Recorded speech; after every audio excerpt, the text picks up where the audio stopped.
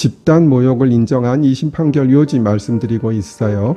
피고인의 발언이 여성 아나운서들이라는 집단으로 표시되었고 땡땡 협회에 등록된 여성 아나운서들의 수가 295명에 이르지만 위에서 살펴본 바와 같은 피고인의 지위와 이 사건 발언을 하게 된 경위, 표현 내용, 여성 아나운서 집단과 피해자들의 업무의 특수성, 피해자들에 대한 일반의 관심, 그리고 피해자들이 생활하는 범위 내의 사람들이 이 사건 표현 내용과 피해자들을 연결시킬 가능성 등을 종합하여 볼 때 피고인의 이 사건 발언은 여성 아나운서들 집단의 개별 구성원, 적어도 땡땡 협회에 등록되어 있는 회원들인 이 사건 피해자들에 대한 사회적 평가를 저하시킬 위험성이 있는 경멸적 표현에 해당한다 라고 하여 집단 모욕을 인정했어요. 그러나 대법원에서 위 판결은 뒤집힙니다. 저는 쇼츠에서 언급한 대법원 판결 소개해 드릴게요.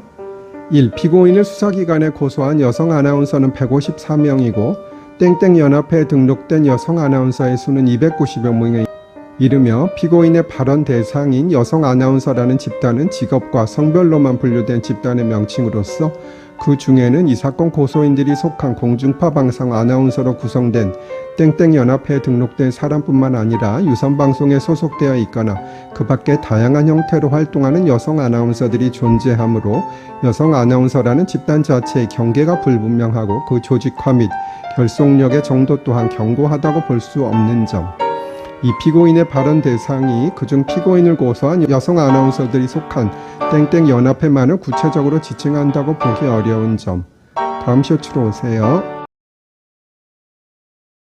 저는 쇼츠에서 이어집니다. 3. 피고인의 이 사건 발언은 비록 그 발언 내용이 매우 부적절하고 저속하기는 하지만 앞서 본 여성 아나운서 집단의 규모와 조직체계, 대외적으로 구성원의 개성이 부각되는 정도에 더하여 그 발언의 경위와 상대방, 발언 당시의 상황, 그 표현의 구체적 방식과 정도 및 맥락 등을 고려해보면 위 발언으로 인하여 곧바로 피해자들을 비롯한 여성 아나운서들에 대한 기존의 사회적 평가를 근본적으로 변동시킬 것으로 보이지 않는 점.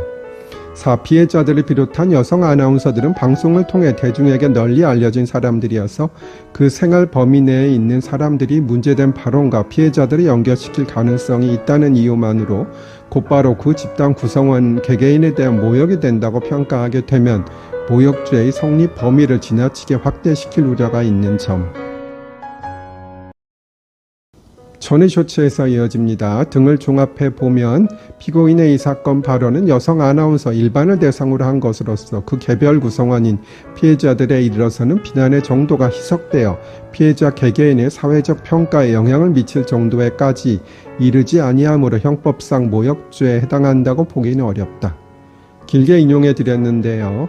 그렇다고 대법원이 항상 집단 명예훼손 또는 모욕을 인정하지 않는 것은 아니고요. 조금 더 그 집단이 특정되어야 합니다.